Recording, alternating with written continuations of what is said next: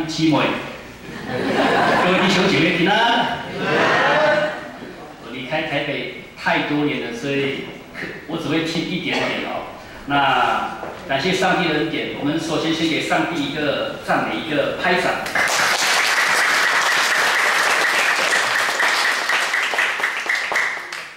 再麻烦我的 PPT， 感谢上帝的恩典。我们先起来祷告。在分享前，我们先起来祷告。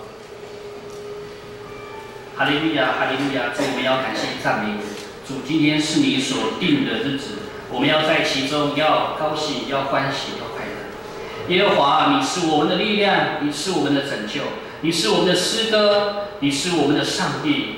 因此，我们要赞美你。主，今天是美好的日子。主，你在我们中间，圣灵你在我们中间，三一真神坐在我们中间。天君天使在天上围绕着我们，跟着我们一同敬拜赞美他。主，你赐福我们中间所有的弟兄姐妹，赐福我们以下的时间，让甜美的声音继续的流传下去，让甜美的声音继续的回荡在我们的生命中间。包括耶稣的名求，阿门。好，感谢上帝的恩典。我先简单自我介绍，等下在后面的时候。我在分享我们教会，介绍我们教会以及需要的时候，我会再稍微清楚的介绍。那首先感谢建成教会的小会，还有弟兄姐妹愿意接纳我们云生教会来到这边，跟大家一起来分享我们的需要，然后我们也能够在这个中间彼此来建造，彼此的来激励。我是泰雅族，那我们云生教会是一个都市型的原住民教会，台中市唯一一间长老教会的泰雅族，就是在长老教会的泰雅族的教会，在我们台中市。我们在台中市的北区，那我们有分布从南投仁爱还有和平、梨山等等，还有苗栗的山区，他们20-30年就来到都市来得主，但是他们不愿意放弃信仰，所以我们在原生教会屹立了25年多，愿上帝赐福。那么有这样的一个机会是知梅牧师知梅姐、一节传道、一节哥，那他们一个是我的学姐，一个是我的同学，那我们都是有革命情感，我们在台省一起呼喊着台湾要复兴。我们不是光喊口号，我们是真实的有去落实。面对学校的各种挑战，我们真是有革命情感。面对许多的困境，我们一起在图书馆，在很多的地方跪下来祷告。一个基督徒的真实的信仰，我觉得很宝贵的是，等一下我会讲到3件事情。一个基督徒很真实的信仰，在苦难当中，在顺境当中，在任何环境当中，我们依然能够欧罗那里兄弟，依然能够赞美我们的上帝。我们的生命其实就像刚刚所献的那一首诗歌，甜美的声音，一节，这是大概2年前我大概找得到的照片。那最左边的已经封幕了，上个礼拜在那个荣兴教会已经封幕了，他们都是非常好的。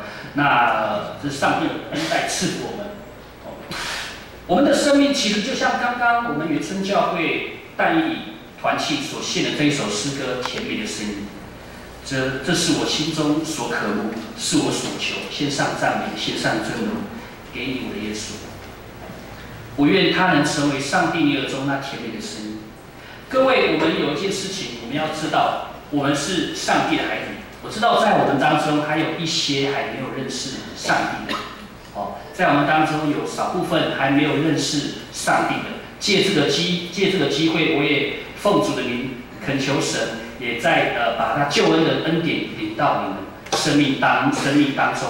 信耶稣真的好。我们在地上有很多的苦难，有很多的疑问，请你记住，上帝创造我们，所以当我们在生命当中有很多的困难、疑问跟挑战的时候，请你回到问题的源头的解决者，就是我们的天父上帝，他可以解决我们一切的生命的疑问。阿们。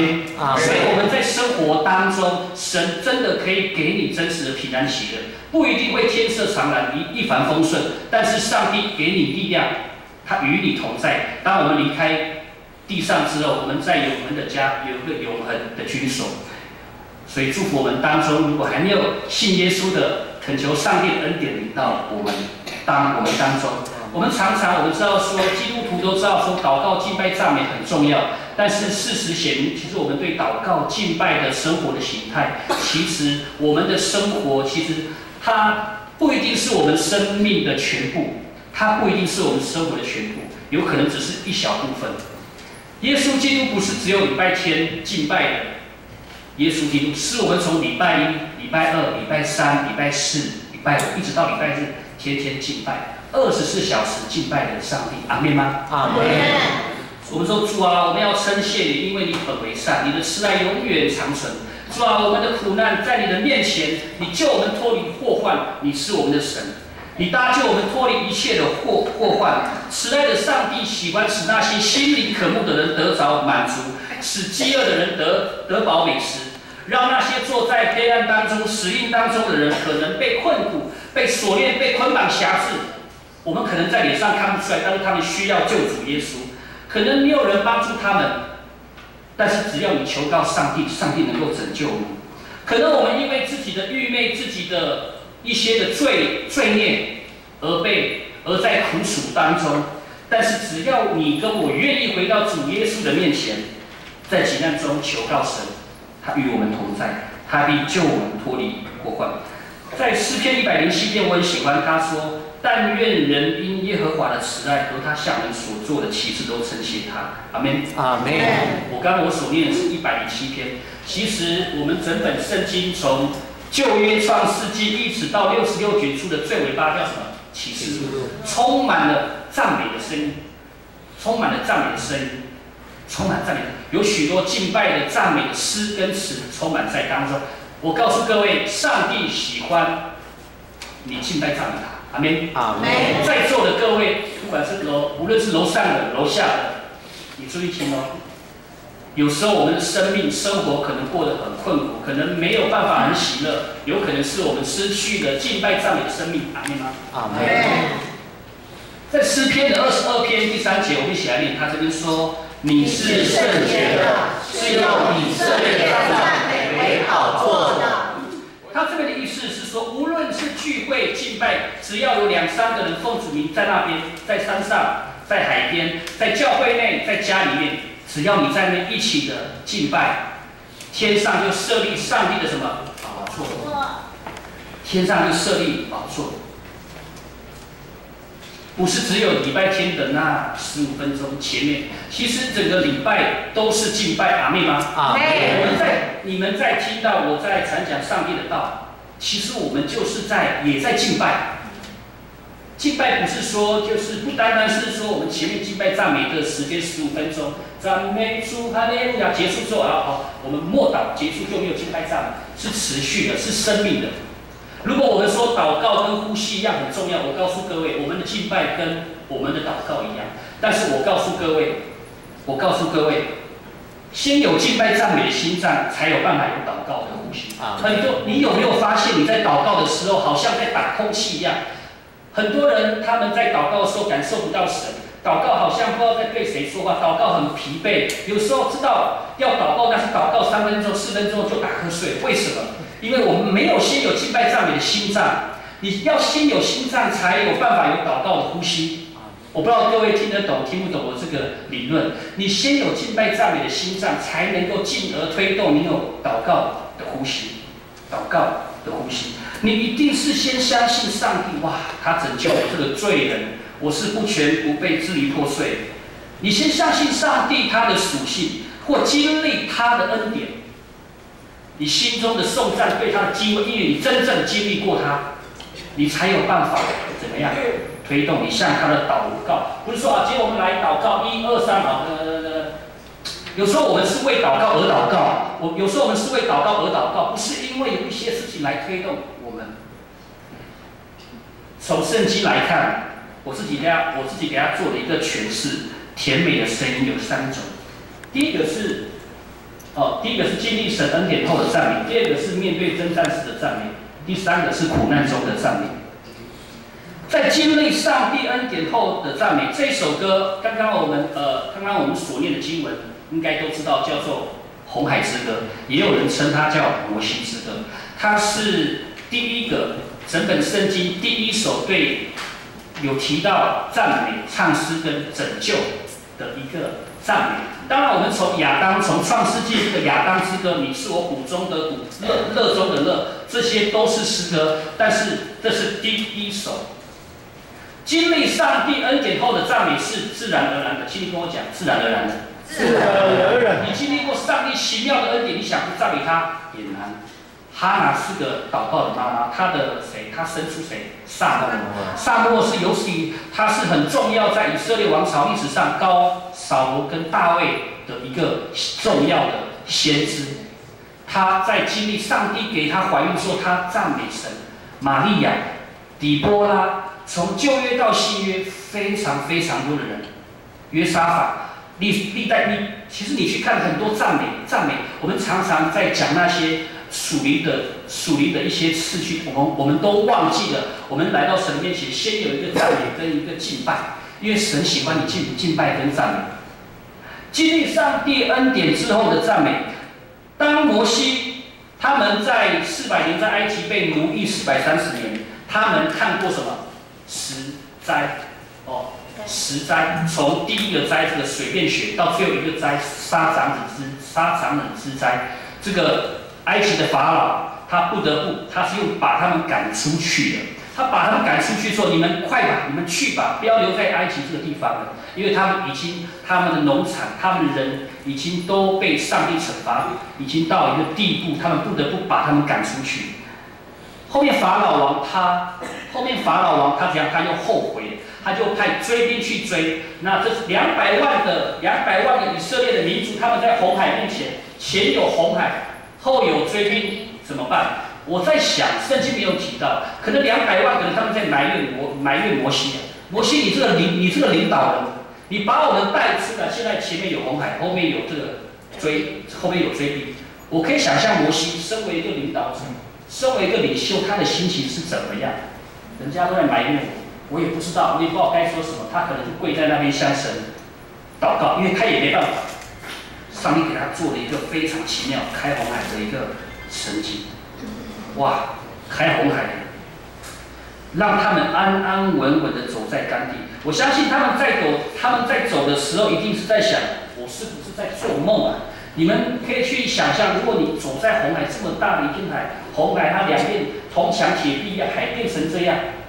然后你走在那边，已经不是在唱我的未来不是梦了，已经是我是不是在做梦？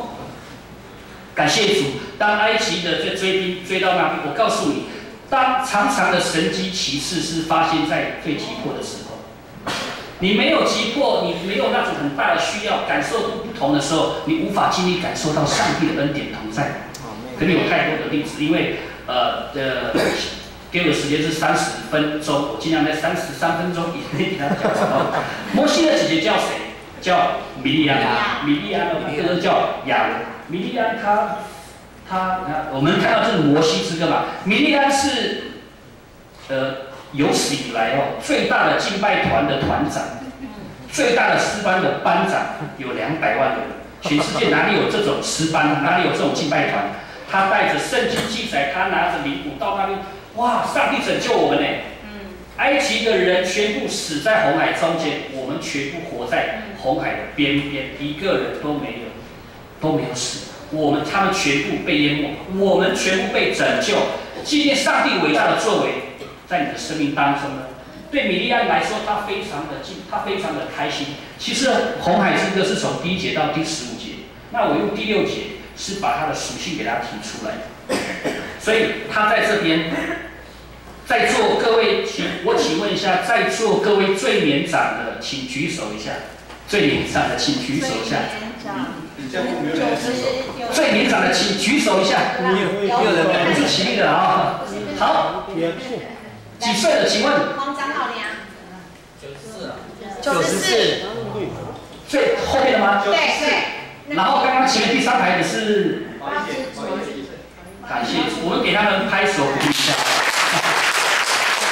感谢主，我奉主的名祝福你，祝福你们两个天天与主同在，天天敬拜赞美上帝。米利安几岁？他大概90岁，他90岁了呢。他拿着鼓，他圣经记得他拿着鼓在那边跳舞敬拜赞美。所以90岁以下的哦，90岁以下的，我们要检讨一下。我们还可以唱歌吗？我们还可以敬拜吗？可以。我们还可以跳舞吗？可以。阿妹，感谢主。各位经历红海这样的神迹，兴不兴奋？告诉我。兴奋。但是我告诉你，他们走了3天，在这个旷野的一个地方叫苏尔，然后他们开始怎样埋怨。然后呢，在旷野苏尔这个地方找不到水，他们在走，在旷野一个地方叫做马拉，找到水了，但是水是什么？是苦的。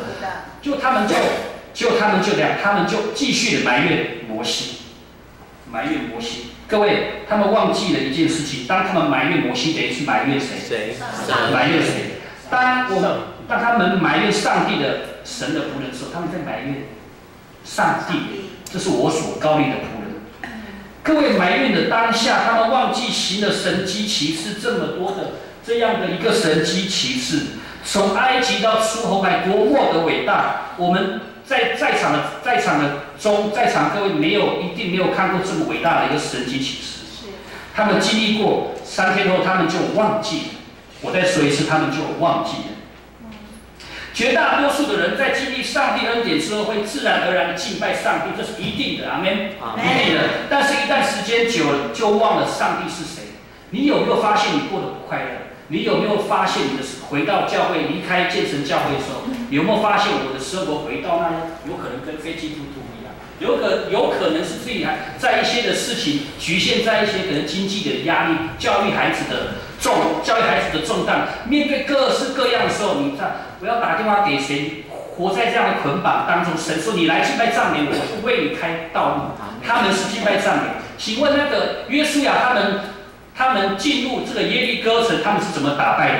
他们人那么多，我们人那么少，他们怎么打败的？请回答我。他们是绕城几次？7天7次，请7个祭司拿着小号角在那边讲，他们就是没有做什么，就是属灵的敬拜赞美。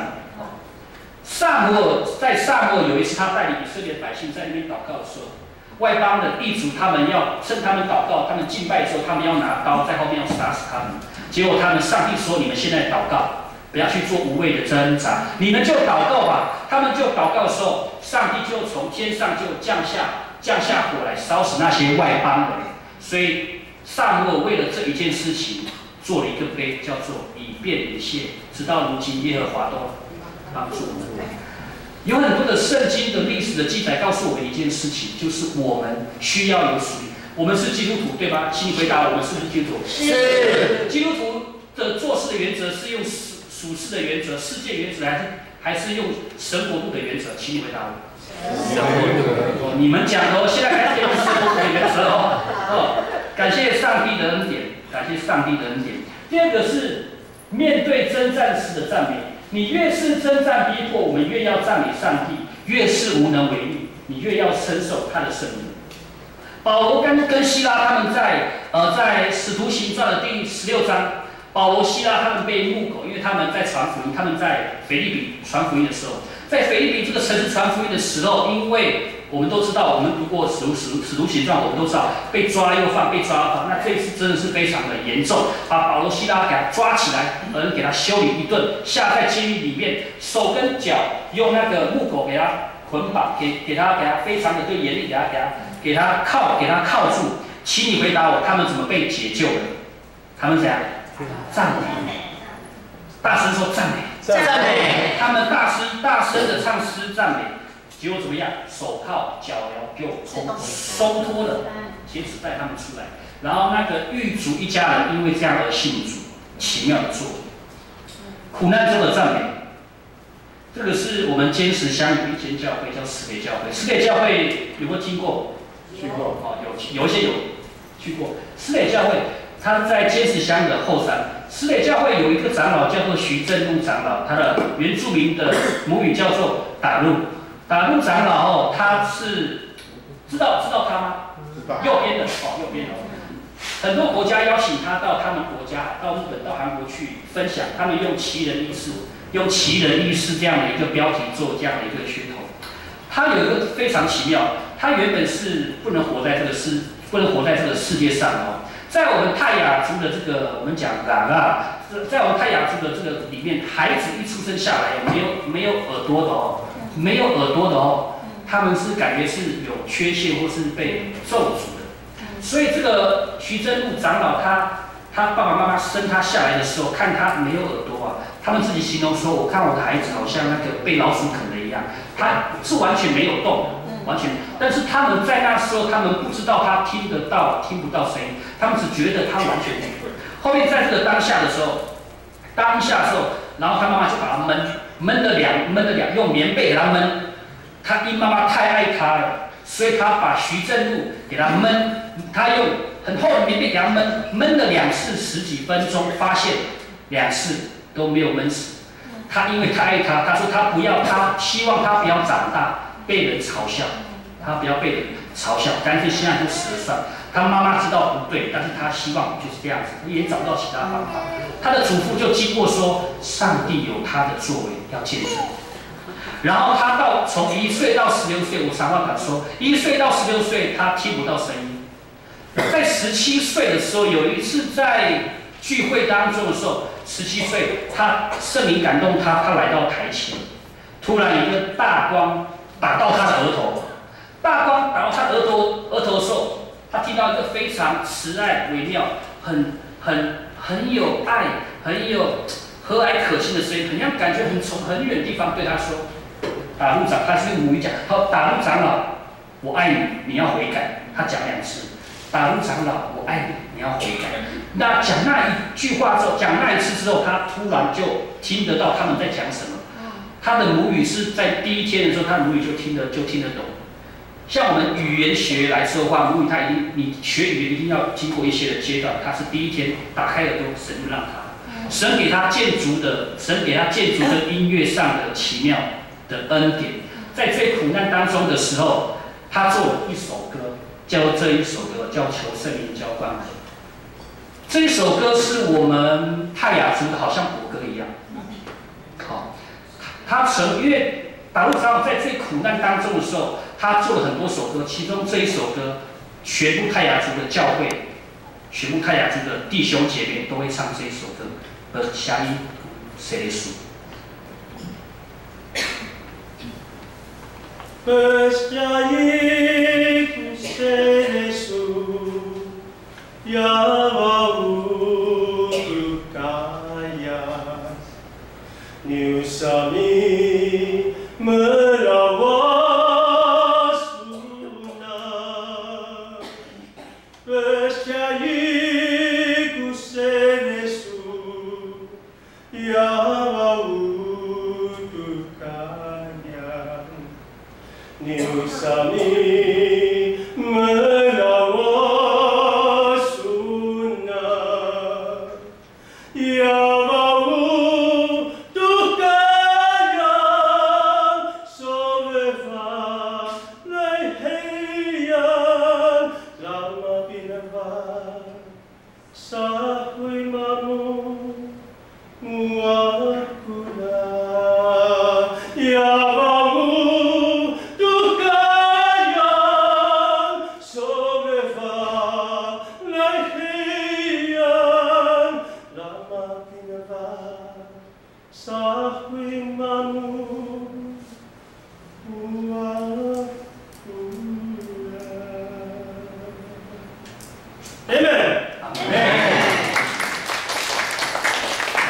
各位，甜美的声音，最真实、最美、最甘甜的就是这3个。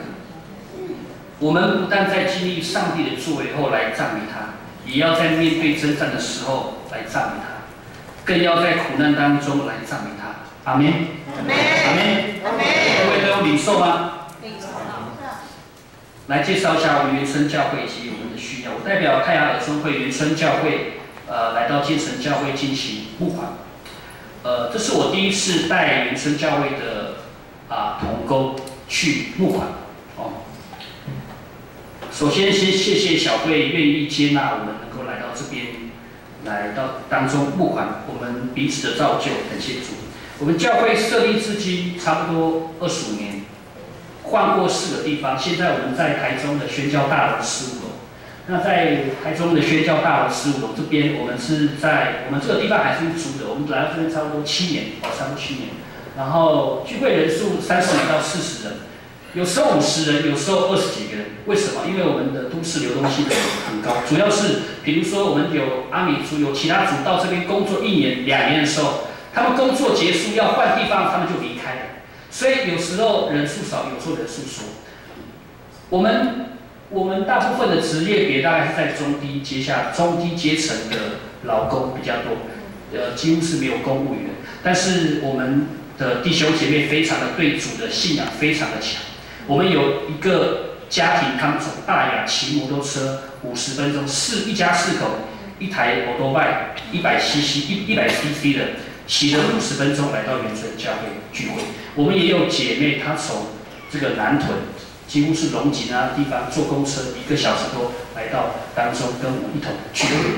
目的是什么？目的就是希望他们能够不能断掉守主日，不能断掉守主日。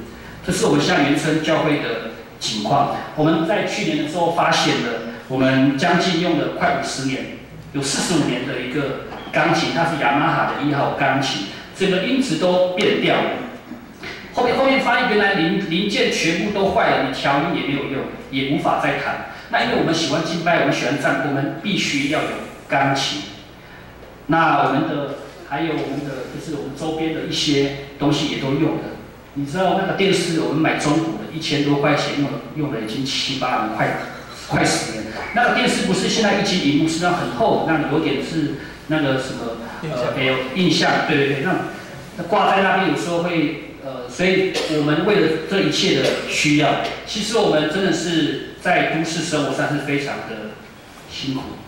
我们有工作的弟兄姐妹，有收入的，我们如果说以30几个人是不到1半的哦。那2、3万块每个人这样，其实我们都是有限。我们全教会每个月的其实经常费几乎是打平的，所以我们全教会的存款经常费不超过10万块。所以今天可能少一点，明天，所以我们根本没有多余的钱去买这些。那拖到今年，因为必须得换的，必须得换，这些需要不能停。上帝，我们就一起祷告，上帝有感动我们说，你就出去募款，你不是为自己募款，是为上帝的国家募款，是为上帝的国度来募款。于是我们在1月开会，3月我们直接先给他换。那教会内部目前是募到差不多是6万，那目前。然后目前我们还需要就是在上缺56000元，那我们剩下钱我们是先用借的，然后先去请，那后面再去慢慢的去给。钢琴不能没有，电视不能没有，我们修缮的总经费就在这边。如果上帝感动你的心，请你为我们祷告以外，请你为我们来支持，请你为我们来支持。愿上帝祝福我们原生教会跟赐福建成教会的弟兄姐妹。求主来帮助我们，按着神给我们的信心，为主来摆上。我相信上帝纪念各位的摆上，我们一起来低头祷告。天父，我们要献上感谢赞美，愿你与我们同在。主，你知道我们的一切的需要。主，你赐福我们原生教会，你也赐福我们建成教会。主，让那甜美的声音能够继续在我们建成教会以及原生教会彼此之间，无论大大小小。无论在何时何地，我们都献上祷告，献上敬拜。感谢你听我们的祷告，奉耶稣的名求。